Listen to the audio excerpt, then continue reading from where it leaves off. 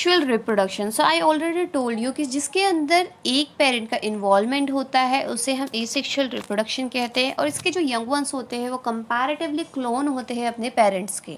While अगर हमने बात की थी सेक्शुअल रिप्रोडक्शन में तो वहाँ पर दो पेरेंट्स का इन्वॉल्वमेंट था और दोनों के ही कैरेक्टरिस्टिक जो है वो बच्चे के अंदर आ जाते हैं।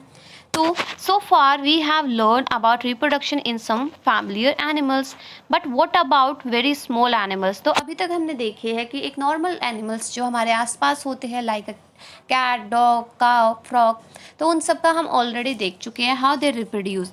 मगर वो ऑर्गेनिजम्स या वो एनिमल्स जो बहुत ज़्यादा स्मॉल होते हैं, बहुत ज़्यादा छोटे होते हैं, जैसे कि हाइड्रा हो गया या फिर अमीबा हो गया, जो सिर्फ माइक्रोस्कोप में ही देखे जा सकते हैं, वो कैसे रिप्रोड्यूस करते हैं?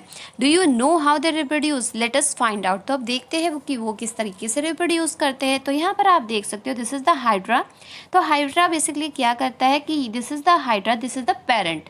तो ये पेरेंट हो गया और इसी में से ही आप यहाँ पर देख सकते हो ये बर्ड की तरह निकल रहा है, फिर ये धीरे धीरे बड़ा हो रहा है, फिर और बड़ा हुआ और डायरेक्टली फिर ये यहाँ से कट हो गया, कट होके ये दो में कन्वर्ट हो गया।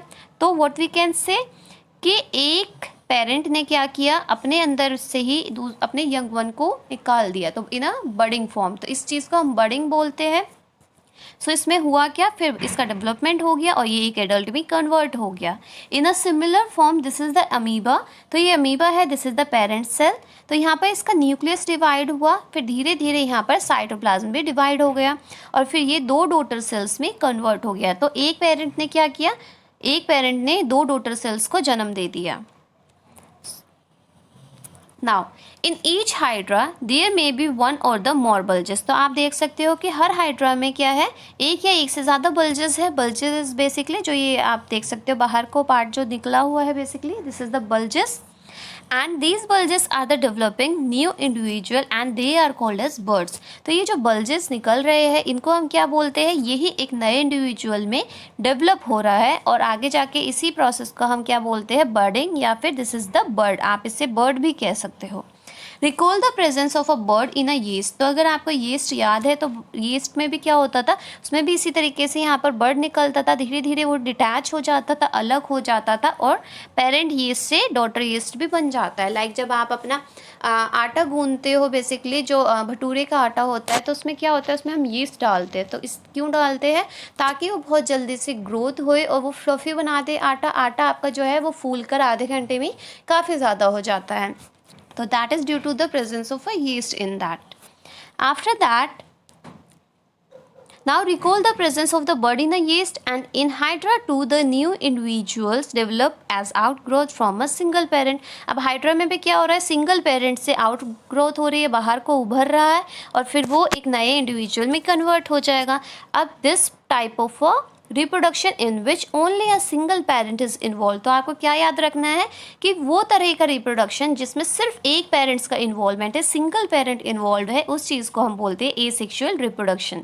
Since new individual develop from the buds in a hydra, this type of asexual reproduction is known as बर्डिंग।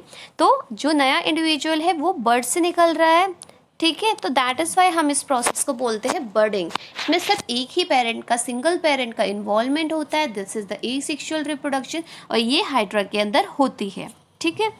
Now the other method of a sexual reproduction is observe in a microscopic organism that is the amoeba. अब अगर हम बात करते हैं second तरह की asexual reproduction की, जो कि अमीबा के अंदर होती है, तो उस चीज़ को हम क्या बोलते हैं, that is known as the binary fission. So आप यहाँ पर ये देख सकते हो this is the binary fission की एक अमीबा जो है उसमें क्या हुआ, उसमें पहले न्यूक्लियस डिवाइड होता है, फिर साइटोप्लाज्म डिवाइड होता है और फिर वो दो डॉटर सेल्स में कन्वर्ट हो जाता है। So you have already learn about the structure of amoeba. तो आप अमीबा का स्ट्रक्चर ऑलरेडी पढ़ चुके हो। You will recall that amoeba is a single cell organism, और हम ये भी जानते हैं कि जो अमीबा होता है वो सिंगल सेल ऑर्गेनिज्म होता है।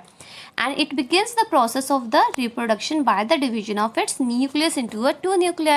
और इसका जो डिवीजन है वो स्टार्ट कहाँ से होता है, सबसे पहले जो इसके न्यूक्लियस होते हैं वो दो न्यूक्लियाई में डिवाइड हो जाते हैं और उसके बाद उसकी जो बॉडी होती है वो क्या करती है, ये यहाँ पे सेपरेट आउट हो गए, दो न्यूक्लियस जो है दो साइटोप्लाज्म के साथ थोड़ा थोड़ा अलग हो गए और यहाँ पर साइटोप्लाज्म जो है वो भी डिवाइड हो गया और ये दो डॉटर सेल्स में कन्वर्ट हो गए। So two amoeba are produce from a one parent amoeba. तो एक पेरेंट से 2 अमीबा जो है वो प्रोड्यूस हो गए।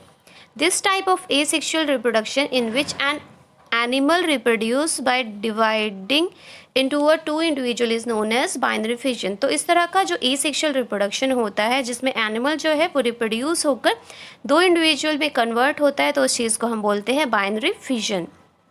तो apart from a budding and binary fission there are other methods by which a single parent reproduce young ones. तो वी कैन से कि बर्डिंग और बाइनरी फिजन के अलावा भी कुछ मेथड्स होते हैं जिससे कि कोई भी सिंगल पेरेंट जो है वो यंग वंस में रिप्रोड्यूस हो जाता है, जो आप हायर स्टडीज़ में या हायर क्लासेस में पढ़ोगे।